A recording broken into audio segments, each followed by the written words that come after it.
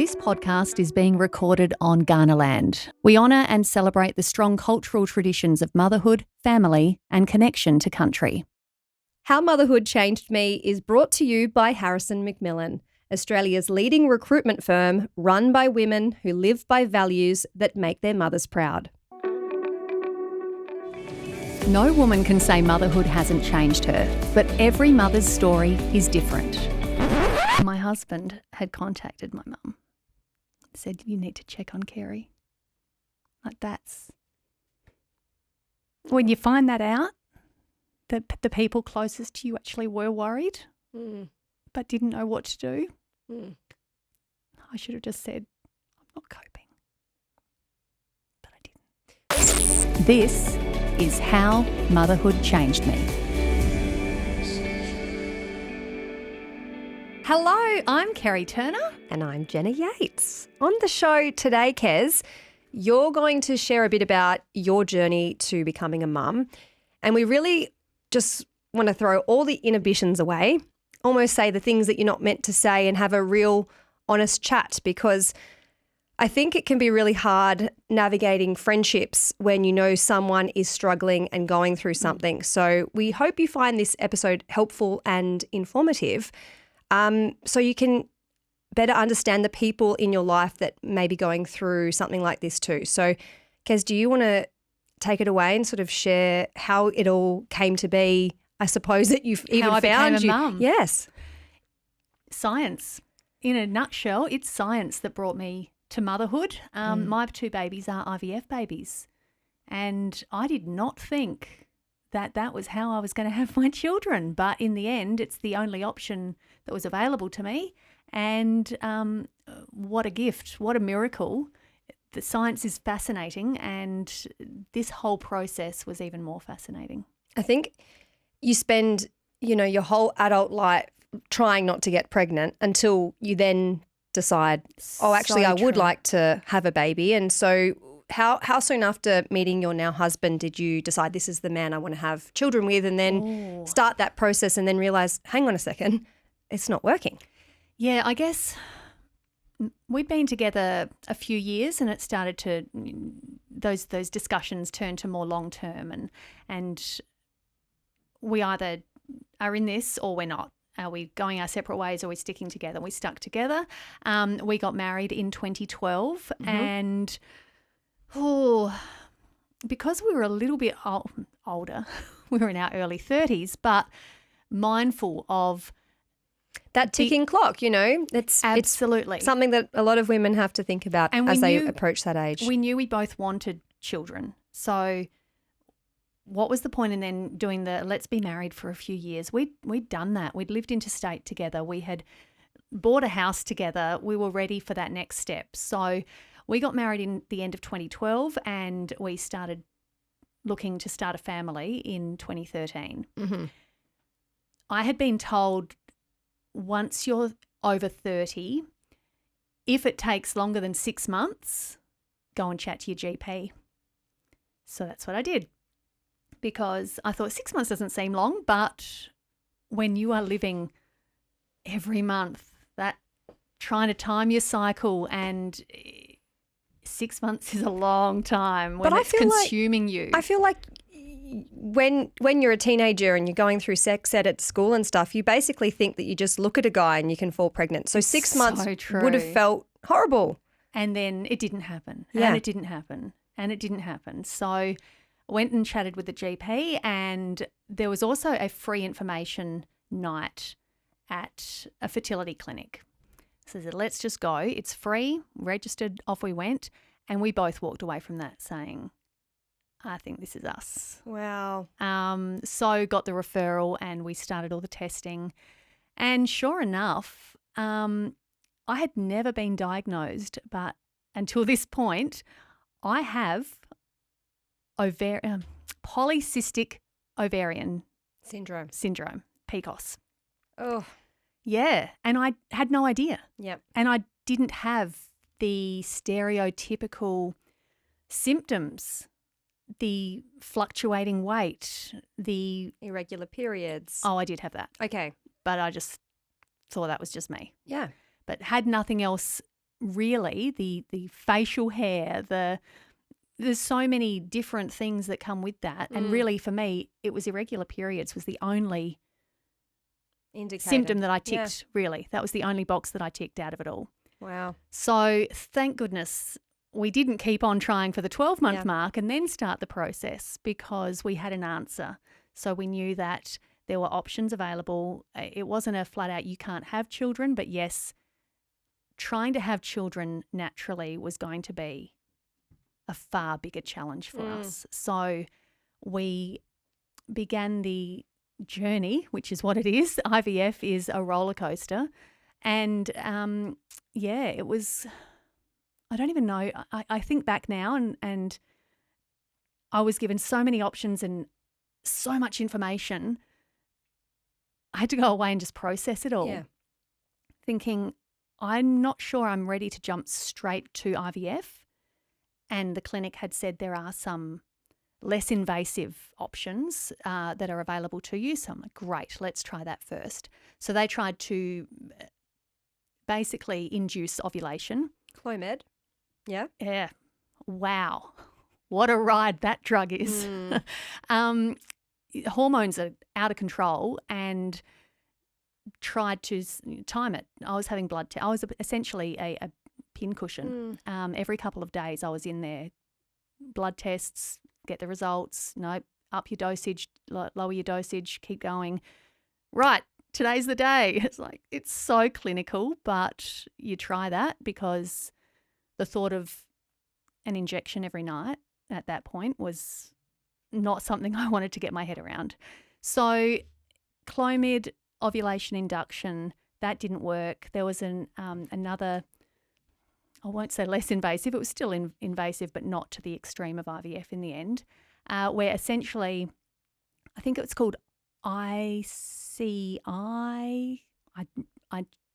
That time of my life is just like, it's just, a blur. But essentially it is injecting the sperm directly into. Oh, sure. Yep. So it's not an embryo. It's your body still has to do its thing, but we're just going to get the sperm to where it needs to be. They do a spinning sort of situation. I have heard of that. Yeah. That didn't work either. And we had the option to keep on going with these. But it's money. It's money and it's time. And at that point, can suddenly you I'm estimate 33. A figure, Kez? At that point, I don't know, it was probably a few $1,000s. Yeah. And it certainly is the cheaper option if it works for you. But it wasn't working for us. And I remember sitting on my bed and saying to my husband, maybe we're not meant to have kids. Oh. Maybe this isn't for us. We thought it was, but maybe it's not. And he's ever the optimist and plays devil's advocate and just said, let's just try the IVF. Let's give it a go. And I didn't know if my body was ready to keep on pumping drugs and hormones through it, but he was so positive through the whole process. So we gave it a go. It was hard, and in hindsight, I don't think I would change anything, but we didn't tell anyone that we were going through it. And was that a foolish decision? I don't know, but it meant we didn't have support, but I didn't want it. Yeah, Kaz, it's hard hearing that as somebody and as a friend of yours. And you're such a good mum. But, you know, I suppose this is what I mean when I say let's leave all of the inhibitions at the door and just say what you're not meant to say, because I didn't have fertility troubles. And hearing all of this, it's just, it's I can see the pain on your face still. I'm almost... And I didn't know you when we went through our first lot of IVF to get our first baby. Because no, you were pregnant. You were about to have your baby. So maybe I can talk candidly like this with you today, because it didn't sort of wasn't part of our story. But why did you choose not to tell anybody? I guess I understand, but you might need to explain it. For me, the way I looked at it, and I still look at it, is you, for example, were never going to ring me up and say, hey, Kez, just want to let you know what we're doing tonight. We're going to start trying for a baby. Like you're not going to ring me and just give me the heads up that, tonight you and your husband are going to start trying for a baby. Yeah, that's true. So why did I need to tell people what I was going through? And then every time I see someone, oh, Kerrie's not having a drink tonight, she must be having a baby. Or I wonder how it's going. I'll just flat out ask her, where are you at with the IVF? I had so much going on in my own head that dealing with external questions didn't go down well for me. Okay, so you've got all of these raging hormones going on and the emotional toll. I suppose there wasn't a part of you that felt like you wanted to explain maybe why you were a bit off or anything like that to work? I was so aware of what the drugs could do to me that I think I compensated. Worked really hard to make sure that my husband was the only one that copped crazy me. Yeah. At work, I also sat quite isolated in a new studio on my own for most of the day. So there was no need to be interacting with people. Yeah, that's fair. I was very solitary. And, yeah, I had one friend that knew. And the only reason she knew was because she had been through it. So I felt comfortable going to her and saying, this is what we're about to do. And she was incredible. The catch-ups for coffee, just to be able to say, where are you at? And, oh, yes, I remember that. And this is what you've got still to come. And it was such an open, fluid conversation with her. And it felt okay. But it was only one person. I didn't have to then go through the same thing with the next person and then the next coffee and the next phone call. And it was just one person, and it was the support that I needed. I remember saying to my husband, if you need to talk to someone through this, go and chat to your best mate, which he did. Outside of that, no one knew. Wow. And so another friend announces a pregnancy announcement. You get more happy news all around you. How does that make you feel? It's tough. I still remember. I remember getting a text from a friend who hadn't been married for very long and announced that she was having a baby. Obviously did not reply this to her, but to my husband I just said, of course she is.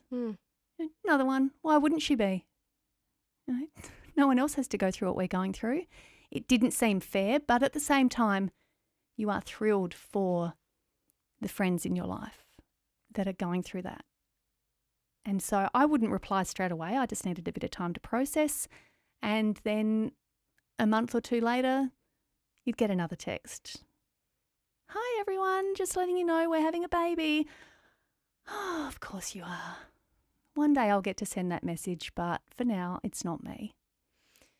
I think everybody knows someone, even if it's in hindsight, a friend or a family member who has struggled. And often you don't know that they're struggling. And I'm listening to this and wondering and going back through my mind thinking, was I sensitive enough to people around me? Because it is such a happy time, but you're all engrossed because, of course, I think I fell pregnant on the second time of trying. And, I'm just as anxious. I'm not just as anxious. That's not the right thing to say. No, but you are. You are, though. You look at the test and absolutely. And you're engrossed in your own little bubble and probably oblivious to one of those things. I think maybe when you become a mum, you realise, that was a little bit insensitive how I used to ask people the questions that when are you having a baby or all of that sort of stuff. Yeah. I find also looking back, the friend I was to friends that had already had their kids when I wasn't yet looking at that stage of my life, my gosh, if I could live that time again, I thought I was being supportive. Yeah. But my gosh, if I could go back, I would be such a better friend to those girls. And then they would in turn be there for me. It's true of all mums probably. Like you realise you get excited, you take a onesie around to your new mum, your friend who's just become a mum, and you're like, then you become a mum and you realise that onesie's not what she really needs. It's so true. She needs a hot coffee and a home-cooked meal. That's right. She needs me to hang her washing up for her. Like it's you have no idea until you're going down that path yourself. You really don't. I'm so aware of that unspoken rule now that you just don't ask those questions. 100%. I don't know, it's just in my nature, I suppose, to, and it's exciting and someone's just married but it's not okay because you don't know what kind of wound you're rubbing salt into, do you? No, you really don't. You don't know what anyone else is going through. And you hear it all the time. Be kind. You don't know what battles people are facing. Look, in hindsight, our IVF journey was probably considered relatively short. How long from? So we did 2 of the ovulation inductions. We did 1 of the other treatments, and then we started IVF. And by the end of that year, so it was probably April that we started, and by November we had a positive result, a positive pregnancy test. That's really great. So it was a 12-month process of all the different treatments, but the actual IVF, really, we were very lucky. My egg collection was out of control, which again, we were very, very lucky because I know that some people only get 2 or 3 eggs and you're just hanging everything you've got on those fertilising and those embryos then being viable to even be considered for a transfer. Can we have a moment for our incredible partners, Harrison McMillan? We love everything they stand for, Jenna, so let us share why this top recruitment firm decided to sponsor our podcast about motherhood. Well, the name Harrison McMillan comes from their founders' mothers' maiden names, chosen to reflect their core belief to always conduct business in a manner that would make their mothers proud. Their leadership team is female-led, and with 7 kids between them, they truly understand the act of balancing motherhood and work. They're passionate about placing professionals, including working mothers, in roles that acknowledge and support their transition back into the workforce. And they've seen firsthand how mums can smash productivity goals. There is truly no one more capable than a multitasking mum. Harrison McMillan was started 11 years ago on the back of an idea and has grown into a well-respected agency with 30 employees. They service over 500 clients all over Australia and are well known for their trustworthiness, accountability, innovation and people-first approach. It's a match made in heaven if you ask me, Kez. It is so important that your values align with where you work, and that's why your business should visit harrisonmcmillan.com.au.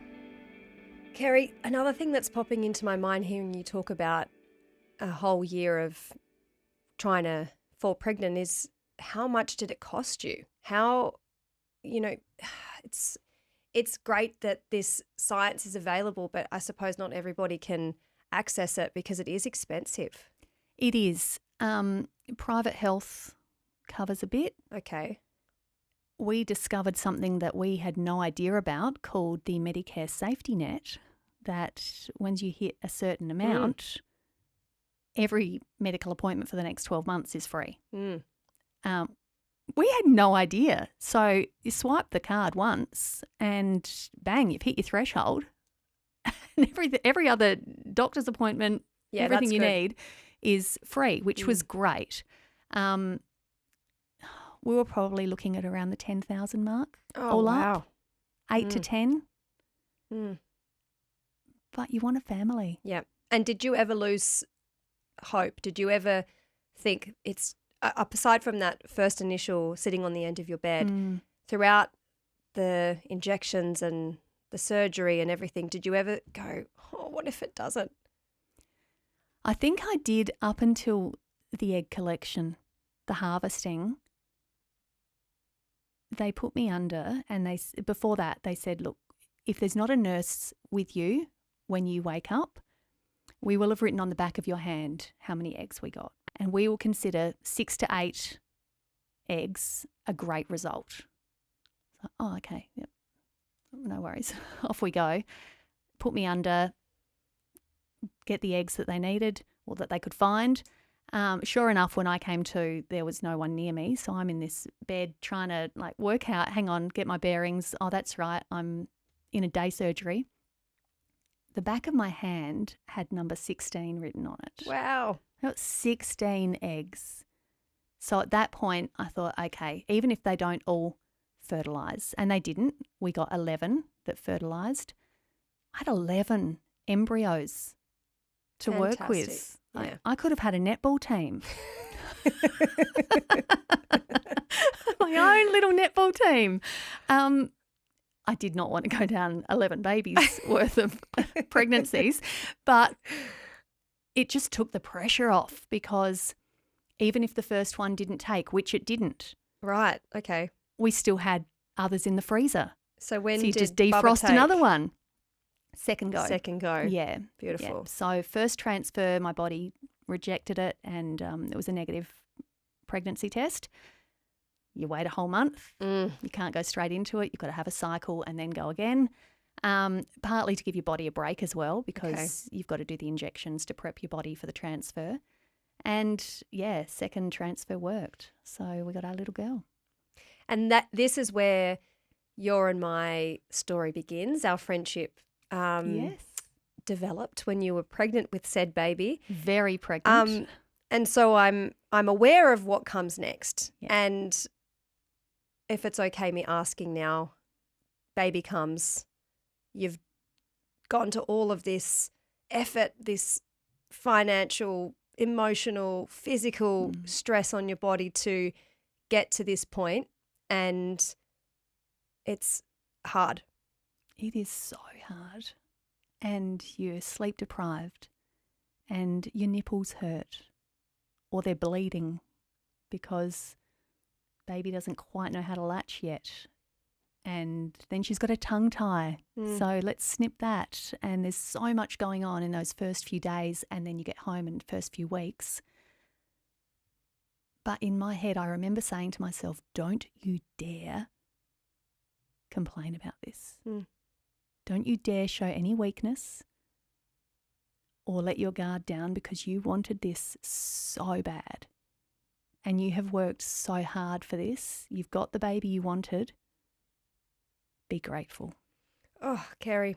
It was hard. Yep. But I couldn't tell anyone. I'm sure so many people can relate to that. You don't want to come across as ungrateful. So, yeah, it was a battle with my own brain. Huge battle. And my husband obviously could pick up that things weren't great. I only found this out after the fact. My mum finished work. She worked at a school, so she finished about 3 o'clock in the afternoon, and she would just pop in. I'd be like, oh, hi, Mum. Can I get you a cup of tea? No. I'll hang your washing out for you. I'll do this, I'll do that. My husband had contacted my mum, said, you need to check on Kerrie. Like, that's... When you find that out, that the people closest to you actually were worried but didn't know what to do, I should have just said, I'm not coping. But I didn't. But Kerrie, it's so normal, because you're right. You've got all of these, and more so with you and your scenario, but you don't want to feel as though you're not coping and saying it out loud, and you feel like it's your fault, and it wasn't your fault, you know? No, it was my ovaries and the cysts on them. It was that, but also, you know, hormones and everything like that. And you can't predict how you're going to be when that baby gets handed into your hands, and you don't know what you're doing. And there's so much to work out. And at the end of the day, it's not really how it was meant to be. You were at home alone with a baby. Day after day. You're meant to have your mothers and your sisters and all those people around you sharing their wisdom and giving you a break. And it's isolating in those first few weeks. And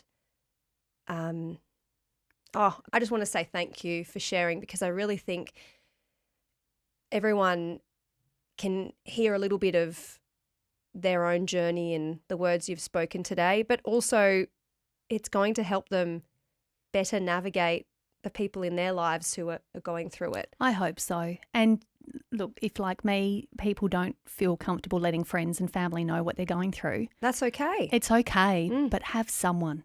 Just Yeah. have at least someone that's not your partner that you can lean on and let them in and know that your secret is safe with them until you're ready for other people to know. That's okay, because it is a roller coaster. It is a journey, and I have been that go-to person for friends since. That is, when I've got wind of IVF, I said, look, if you need to talk, let me know. And they do. And just being able to say, oh, yes, I remember that. And, once you've had the egg collection, make sure you have a wheat bag handy just to keep you, because your tummy's sensitive and bloated. So just, my tip is this, that, and the other. Being able to pass that advice and hopefully helpful ideas on, it's been good. Yeah, well done. There you go. There's the tissues. Thank you. We might need some of Here we those. go. But I also want to say there are some great organisations that are there to help if you need some professional help too. So we'll pop a link in the show notes to some of those fabulous organisations. Absolutely. Because, all said and done, you are not alone. You're not the only person going through this, and there are resources and people who can help you. There are. Thank you, Kez. Thanks, Jen.